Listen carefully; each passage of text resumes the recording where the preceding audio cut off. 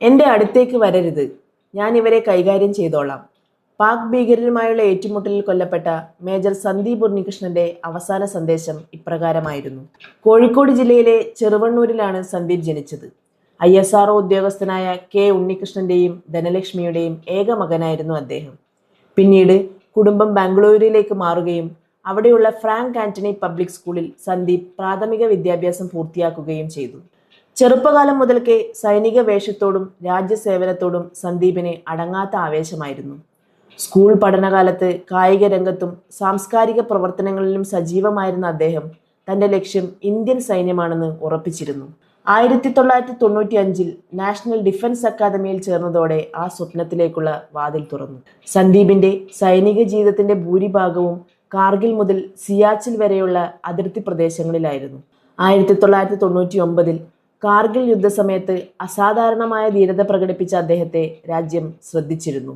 വെറും 2 വർഷത്തെ സേവന പരിചയം മാത്രമുള്ളപ്പോൾ തന്നെ അതിർത്തിയിലെ അതീവ സുരക്ഷാ പോസ്റ്റുകളിൽ കമാൻഡ് ചെയ്യാൻ സന്ദീപിന് കഴിഞ്ഞു. പിന്നീട് രാജ്യത്തെ ഏറ്റവും പ്രശസ്തമായ കമാൻഡോ ഫോഴ്സായ NSGയിലേക്ക് തിരഞ്ഞെടുക്കപ്പെടുകയും 2007 51 സ്പെഷ്യൽ ആക്ഷൻ ഗ്രൂപ്പിന്റെ ചീഫ് ഇൻസ്ട്രക്ടറായി അദ്ദേഹം ചുമതലയേൽക്കുകയും ചെയ്തു. 2008 നവംബർ 26 ഇന്ത്യയെ നടുക്കിയ മുംബൈ ഭീകരാക്രമണം ഉണ്ടാകുന്നത്. താജ് ഹോട്ടലിൽ താവളമുറപ്പിച്ച പാകിസ്ഥാൻ ഭീകരർ നൂറുകണക്കിന് നിരപരാധികളെ ബന്ദികളാക്കി. അവരെ മോചിപ്പിക്കാനുള്ള ദൗത്യം ഓപ്പറേഷൻ ബ്ലാക്ക് ടൊർണാഡോ NSG ഏറ്റെടുത്തു. നവംബർ 27 അർദ്ധരാത്രിയോടെ മേജർ സന്ദീപ് ഉണ്ണികൃഷ്ണന്റെ നേതൃത്വത്തിലുള്ള കമാൻഡോ സംഘം ഹോട്ടലിനുള്ളിലേക്ക് ഇരച്ചു കയറുകയായിരുന്നു. ഹോട്ടലിന്റെ ആഡംബര മുറികളിലും ഇടനാഴികളിലും ഒളിച്ചിരുന്ന ഭീകരരെ ഓരോന്നായി നേരിട്ടു. അവിടെ കുടുങ്ങിക്കിടന്ന ഒട്ടനവധി വിദേശ സഞ്ചാരികളെയും സ്ത്രീകളെയും കുട്ടികളെയും സന്ദീപും സംഘവും സുരക്ഷിതമായി പുറത്തെത്തിച്ചു. എന്നാൽ 3-ാം നിലയിലെ ഒരു മുറിയിൽ വെച്ച് ഭീകരർ ശക്തമായ വെടിവയ്പ് നടത്തി. ഈ പോരാട്ടത്തിനിടയിൽ സന്ദീപിന്റെ വിശ്വസ്തനായ സഹപ്രവർത്തകൻ സുനിൽ യാദവിനെ ഗുരുതരമായ പരിക്കേറ്റിരുന്നു. ശത്രുക്കളുടെ വെടിയുണ്ടകൾ വകവയ്ക്കാതെ സ്വന്തം ജീവൻ പണയപ്പെടുത്തി സന്ദീപ് സുനിലിനെ സുരക്ഷിത സ്ഥാനത്തേക്ക് മാറ്റി.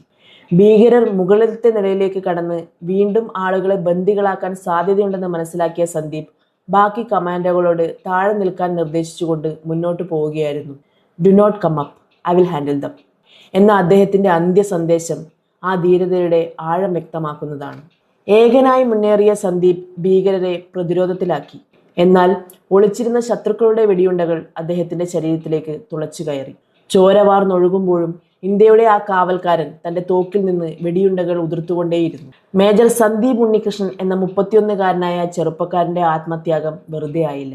അദ്ദേഹം ഭീകരരെ ഒരു പ്രത്യേക കോണിലേക്ക് ഒതുക്കി നിർത്തിയത് കൊണ്ടാണ് പിന്നീട് വന്ന സൈനികർക്ക് അവരെ മുഴുവനായും വധിക്കാനും താജ് ഹോട്ടലിനെ ഭീകരമുക്തമാക്കാനും സാധിച്ചത്. മരണാനന്തരം രാജ്യം അദ്ദേഹത്തിന് അശോക ചക്ര നൽകി ആദരിച്ചു. ബംഗളൂരുവിലെ ഒരു പ്രമുഖ റോഡിന് മേജർ സന്ദീപ് ഉണ്ണികൃഷ്ണൻ റോഡ് എന്ന് പേരിട്ടു. അദ്ദേഹത്തിന്റെ ജീവിതം ആസ്പദമാക്കി മേജർ എന്ന പേരിൽ ചലച്ചിത്രവും പുറത്തിറങ്ങി. അതിർത്തികളിൽ ഉറക്കമില്ലാതെ കാവലിരിക്കുന്ന ലക്ഷക്കണക്കിന് സൈനികർക്ക് ധീരത എന്ന ഒരൊറ്റ പേരേ ഉള്ളൂവെന്ന് മേജർ സന്ദീപ് ഉണ്ണികൃഷ്ണൻ ഓർമ്മിപ്പിക്കുന്നു.